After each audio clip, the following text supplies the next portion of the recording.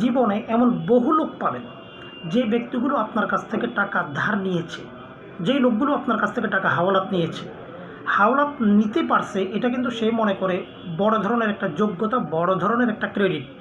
এই যে আপনি হাওলাত দিছেন, এই যে আপনি লোন দিছেন, এই যে বিপদে উপকার করছেন, দেখবেন এই লোকটা কখনোই স্বেচ্ছায় আপনার টাকা ফেরত দিতে কিন্তু চায় না। আপনি ফোন দিবেন, নাম্বারটা দেখবেন বিজি। আপনি ফোন দিবেন, দেখবেন নাম্বারটা কেটে দিচ্ছে। আপনি ফোন দিবেন, দেখবেন দূর থেকে বলতেছে ভাই শুনি না শুনি না শুনি না, অথচ সে কিন্তু সব কিছু শুনে।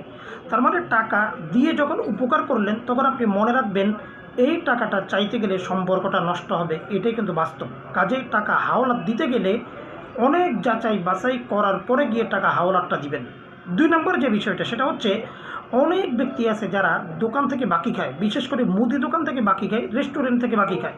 বাকি খাইতে একবার যদি পারে ওই দোকানের সামনে দিয়ে কিন্তু সে আর যায় না, অন্য গলি দিয়ে যায়, ওই দোকানের গলি দিয়েও কিন্তু সে হাঁটে না।